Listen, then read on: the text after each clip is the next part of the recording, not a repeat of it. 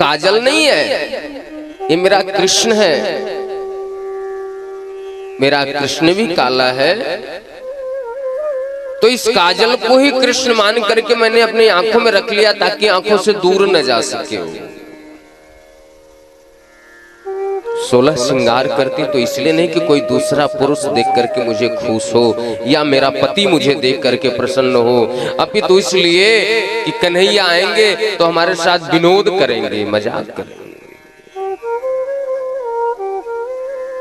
कन्हैया को लाड़ लड़ाने के लिए, दुलार प्यार करने के लिए अपने श्रृंगार कर। कन्हैया आते हैं कभी कुछ कभी कुछ, लीला करते हैं। उस लीला का दीदार करने के लिए गोपियां अपने आंगन की लिपाई करते हैं। कन्हैया यहाँ बैठ करके खेलेगा। दही पिलोते तो इसलिए नहीं कि घर में हमें छाछ पीना है, घर परिवार को दही खाना नहीं। एक दिन आपका कोई कुछ नुकसान कर दे तो दूसरे दिन लठ मारोगे, हैं? गोपियों का पर डे प्रतिदिन मटकी फोड़ी जाती है, फिर से नई मटकी ला करके मक्खन उसमें रख देती। आज कन्हैया आएगा तो फिर मटकी फोड़ेगा।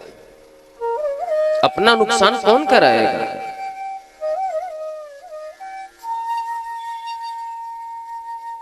गोपियां कृष्ण को देखना चाहती हैं, बार बार देखना चाहती हैं। आज भगवान गोविंद का दीदार करती हैं। सुखदेव जी महाराज कहते हैं, राजन परमपिता परमेश्वर है, उनसे कोई तो रिश्ता जोड़ लो।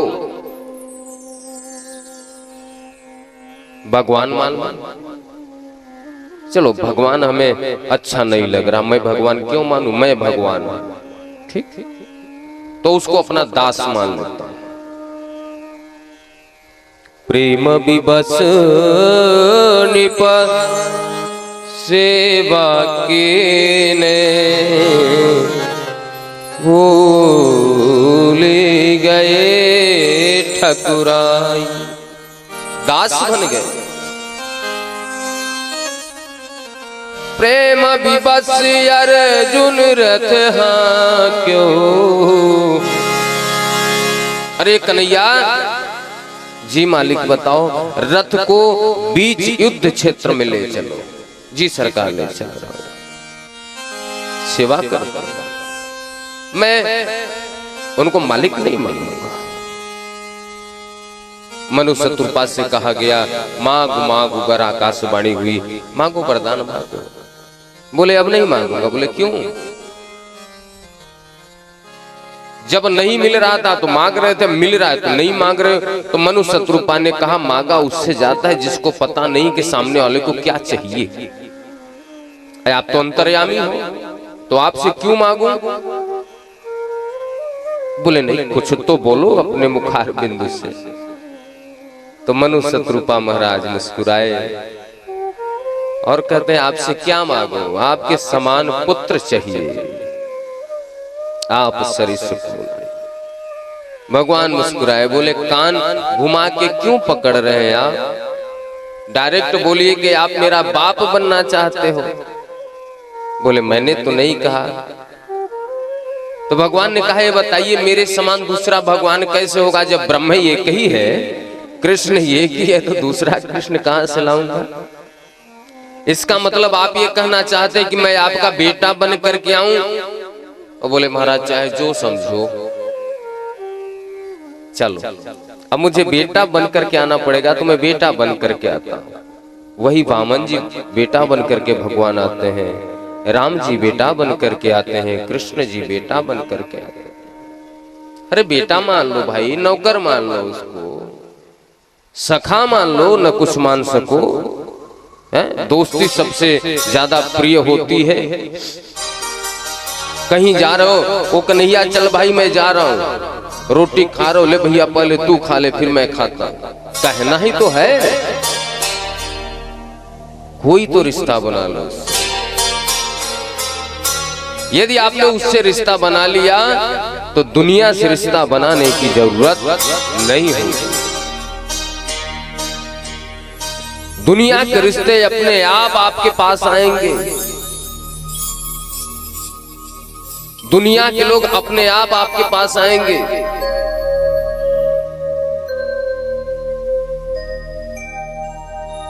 जो साधु संत होते हैं उनके पास क्या होता है? एक टाइम का भोजन मांगा, वो भी पता चले मिला नहीं मिला। बीमारी है, परेशानी है, 10 लोग खड़े रहते हैं, महाराज आपको क्या चाहिए बताओ, उनके हजारों रिश्ते आ जाते हैं।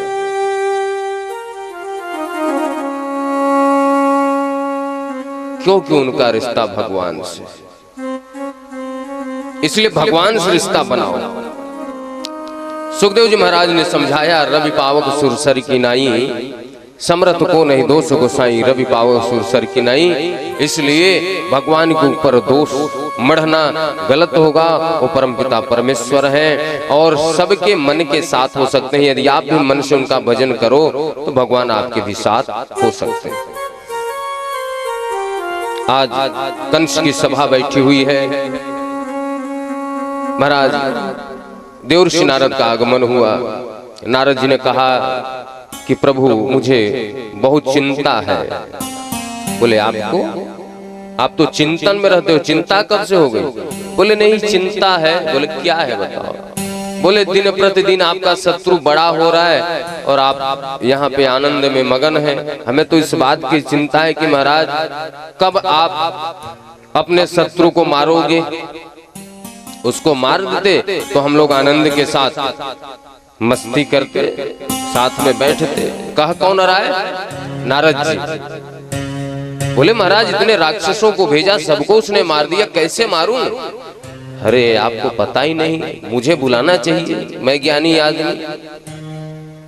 धोखे से कृष्ण बलराम को बुलवा लो। बोले लेने कौन जाएगा? बोले अक्रूर जी चले जाएंगे, काका जी को भेजो, धोखे से बुलवा लो। अब बुलवा करके मार दो रामकृष्ण को। एक भक्त अपने भगवान को मारने का तरीका बता रहा है, वो भी कौन? देवर्षि नारद। धोखे से बुलवाओ, मेला देखने आएंगे, मार दो उनको। बोले हाँ ये बात सही। नारद जी अपना काम करके सीधे भगवान गोविंद के पास है। महाराज प्रणाम दंडवत, श्रीमन नारायण नारायण। भगवान ने कहा वहां क्या भज रहे थे? वहां किसकी वंदना कर रहे थे महाराज? अरे बोले आपको तो पता ही है। अरे पता क्या है? यहाँ पे किस लिए आए हो? बोले आपका विजय दिवस देखना चाहता हूँ। बोले कंस का जाओ देख लो, वहां उससे करो या झगड़ा लगाने का लाओ, कोई काम है आपके पास? तो देवर्षि नारद ने कहा प्रभु ये बताइए, अग्नि के पास जाया जाए तो जीव जलेगा या अग्नि को पास में लाया जाए तो भी जीव जलेगा? अब कंस को चाहे आप जा करके मार दो या बुला करके मार दो, मरना तो कंस को ही है। ये बताइए आप साकेत धाम कब चलेंगे? मैं तो इसलिए आया हूं कि वो सभा खाली है, आपके बिना मैं कैसे रह सकता हूं? आपको पता है, जल्दी चलो महाराज। बोले देवर्षि नारद बेटा अभी 1-2 लोग हैं, उनका भी सेवा करके मैं आता हूं, पधारो। जैसे राम जी के आने के पहले ब्रह्मा के पुत्र प्रचेता पुत्र वाल्मीकि ने रामायण की रचना कर दिया, संपूर्ण रामायण की गाथा लिख दिया, वैसे ही कृष्ण लीला करने से पहले ही कृष्ण की सारी लीलाओं का वर्णन देवर्षि नारद करके अपने धाम को चले गए। सुबह हुआ, अक्रूर जी के पास संदेश गया, अक्रूर जी को बुलाया गया। अक्रूर जी का आगमन हुआ। महाराज जय हो आपकी, आदेश करो। कंस ने कहा कि आप ब्रज में चले जाओ। बोले महाराज कोई खास बात? बोले हाँ कृष्ण बलराम को लाना। क्यों? बालकों का सम्मान करेंगे? बोले नहीं सम्मान नहीं, उन दोनों को धोखे से ले आओ, यहां ला करके दोनों को तलवार के घाट उतार देंगे, तलवार से मार करके मौत के घाट उतार देंगे। इसके बाद हम और आप अखंड राज्य अक्रूर जी ने कहा कि प्रभु, मनोरथान करोत्युर्जनो दैव हतानपि, आप विधाता को मारने के लिए सोच रहे हैं। अभी बड़े प्रसन्न हो रहे हैं, युजते हर्ष शोकाभ्याम, अभी प्रसन्न हो रहे हैं, पता चले बाद में शोक हो जाए तो आप उनको मारने के लिए सोच रहे हैं। कहीं वो आपको आकर के मार दिए तो क्यों मनोरथ पालते हो महाराज? आप राजा सुरैर भवान यशस्करः, आप इतने बड़े राजा हैं, किस बात की कमी है? बोले आप मुझे ज्ञान देने आए हैं, मेरे आज्ञा का पालन करो। जी महाराज। अक्रूर जी आज अपने घर गए, लेकिन जा रहे हैं और सोच रहे, सोचते सोचते घर पे पहुंच गए, मेरा कौन सा ऐसा भाग्य है, कौन सा ऐसा पुण्य